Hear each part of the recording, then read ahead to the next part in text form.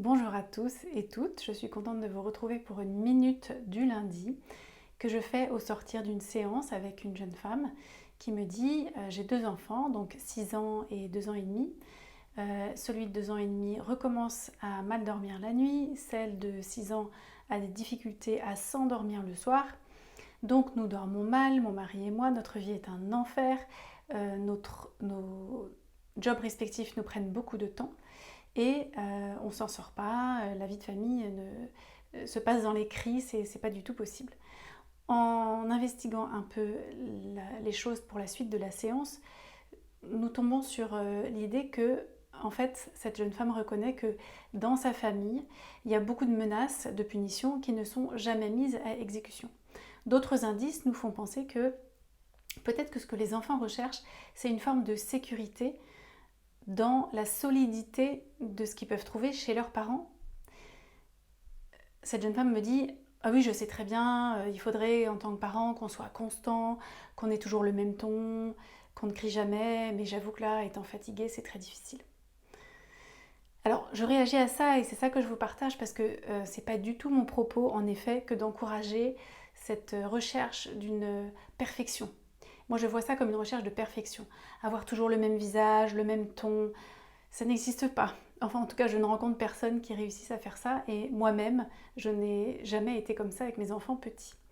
Si je suis quelqu'un de calme et si ça existe d'être des gens calmes, dans le rapport à la parentalité, arriver à garder un ton, un visage permanent, un ton calme, un visage, j'allais dire inexpressif, tendre, on va dire, ça me paraît mettre la barre très très haut et personne n'attend ça de deux parents épuisés.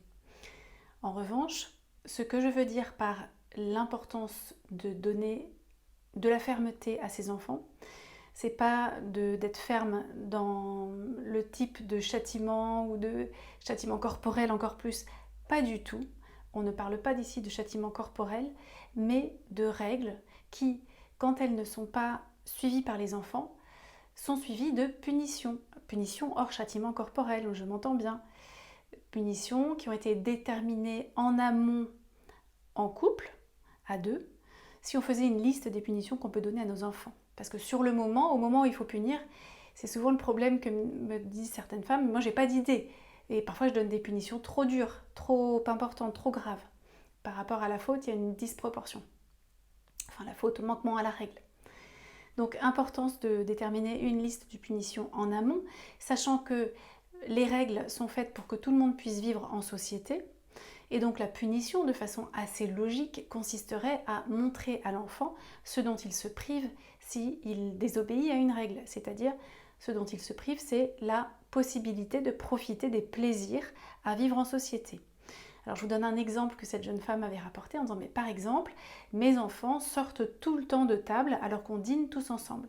Et ça nous rend fous, on passe notre dîner à leur dire « Mais fais pas ci, mets pas les coudes sur la table, reste à table, etc. » Dans ce cas-là, dans le cadre d'une reprise de fermeté, je propose à cette jeune femme d'établir avec son mari 1 à 2 règles qui leur semblent vraiment importantes de respecter à table. Annoncer cette règle aux enfants en disant bah alors maintenant, la règle principale à table, ça va être que on reste à table. On est content de dîner avec vous, on a envie que ce soit un moment chouette où on se raconte nos journées, où on discute d'un sujet, d'un truc qu'on a vu dans la rue, qu'on a entendu à l'école, qui nous intéresse.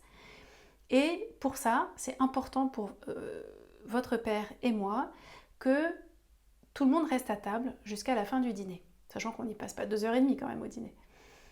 Si ce n'est pas le cas, si vous n'arrêtez pas de vous lever, à chaque fois que vous vous levez, vous sachez que vous serez puni. Vous irez dîner, terminez votre dîner ailleurs.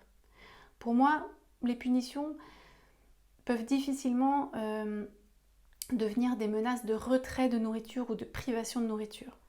En revanche, s'isoler, ça c'est une punition intéressante. Bah, tu termineras ton repas tout seul, ou tu iras le terminer sur le balcon, ou je sais pas quoi, dans une autre pièce. Mais sans nous. Sous-entendu, l'enfant se prive de, éventuellement, une conversation intéressante. Et un chouette moment de partage avec ses parents. Voilà cette minute du lundi qui est un peu longue, comme souvent, pour vous rapporter ce que je pense que cette conversation peut avoir peut-être d'inspirant aussi pour vous. C'est ce que je vous souhaite en tout cas. À bientôt.